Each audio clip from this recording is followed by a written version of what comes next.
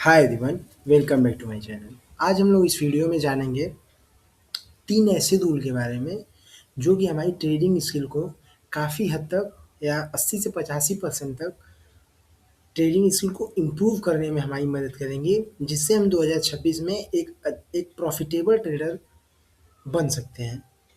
और इस वीडियो में हम लोग 3 रूल को पूरा डिटेल में समझेंगे कि क्या है, चीज़ें कैसे करनी है, क्या नहीं करना है और कौन-कौन सी चीज़ें करके हम लोग एक प्रॉफिटेबल ट्रेडर बन सकते हैं।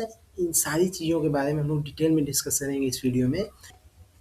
तो जैसा कि हमने शुरू में बताया कि हम लोग एक 3 ऐसे रूल के बारे में बात करेंगे जिसका हमारे ट्रेडिंग स्किल को इम्प्रूव करने में काफ़ी मदद मिलेगी। तो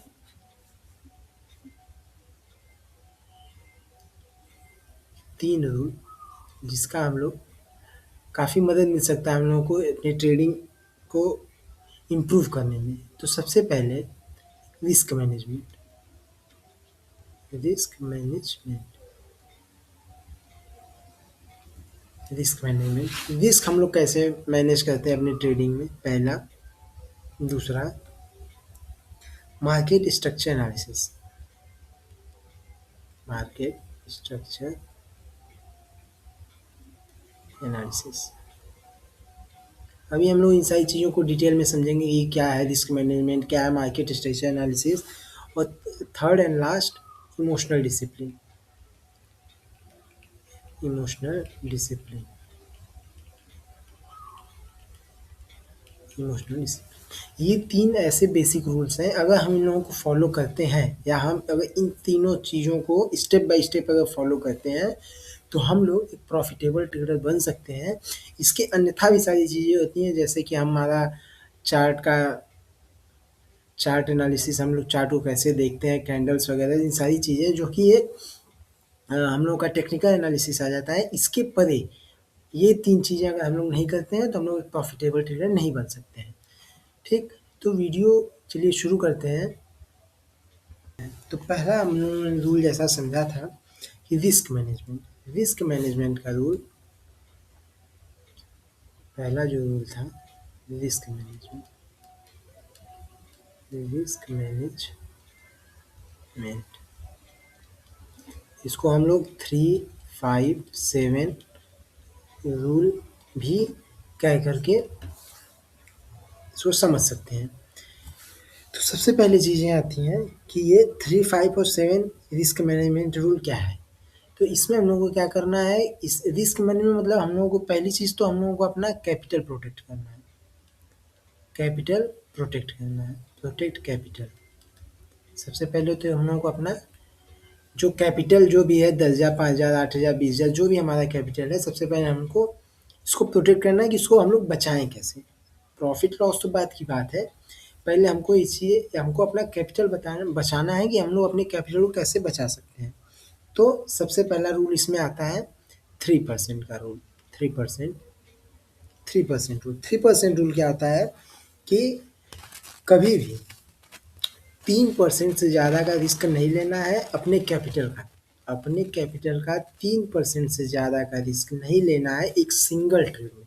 मान के चलिए कि हमारा 10,000 का ट्रेडिंग कैपिटल है और उसका 3% कितना होगा, 900 रुपये।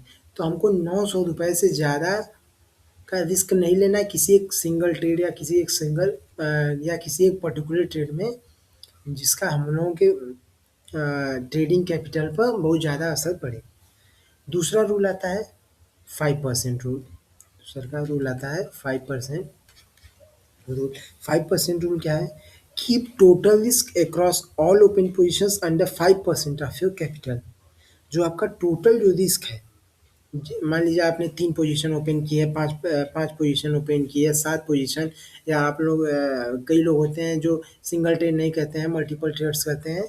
तो उसमें हम लोगों को क्या करना है कि सारे पोजीशन में 5% से ज़्यादा का लॉस नहीं होना चाहिए आपके ट्रेडिंग कैपिटल का। और तीसरा और सबसे ज़रूरी 7% रूल। 7% रूल क्या है, 7% rule aim for the profitable trades to 7% more profit than your losses, 7% target for every 3% रिस्क। अगर आप 3% का अगर आप रिस्क रख रहे हैं किसी भी ट्रेड में, कि 3% का अगर आप रिस्क रख रहे हैं, तो उसके बदले में हमको 7% का फ़ायदा चाहिए। मतलब 1:2 का रिस्क रिवॉर्ड रेशियो रहना चाहिए, कि अगर आप ₹1 नुकसान कर रहे हैं तो ₹2 फिर ₹2 का टारगेट लेकर के चलिए, कि हाँ, किसी एक ट्रेड में अगर ₹1 नुकसान होता है तो फिर अगर हम ट्रेड लेते हैं तो उसमें ₹2 का फ़ायदा चाहिए। ठीक। दूसरा दूसरा मेकिंग मार्केट स्ट्रक्चर। दूसरा जो रूल है, आपको मार्केट का स्ट्रक्चर हमेशा मार्क करना है। हमेशा आपको ब्लूप्रिंट समझना है मार्केट के, पिछली एनालिसिस देखते हुए कि मार्केट कर क्या रहा है, कैसे मार्केट अभी अगला मूव दे सकता है। तो मार्केट के स्ट्रक्चर को हमको अंडर एस्टिमेट नहीं करना है, हमको बैक टेस्टिंग करना है, बैक एनालिसिस करना है, पुरानी चीज़ों को देख के सोच समझ के हम लोगों को आगे काम करना है। तो पहली इसमें चीज़ आती है मार्केट स्ट्रक्चर। मार्केट स्ट्रक्चर पहले तो मार्केट स्ट्रक्चर में क्या हम लोग समझेंगे कि मार्केट अप ट्रेंड में है या मार्केट डाउन ट्रेंड में है। ठीक। मार्केट स्ट्रक्चर हमको ये समझना है कि मार्केट हमारा अप ट्रेंड में है कि मार्केट हमारा डाउन ट्रेंड में है।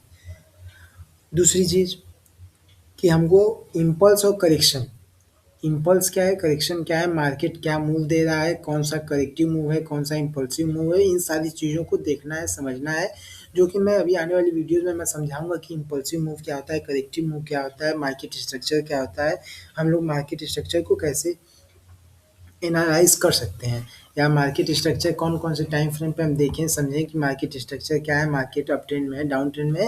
इन सारी चीज़ों के बारे में हम लोग अगली वीडियो में एनालिसिस करेंगे।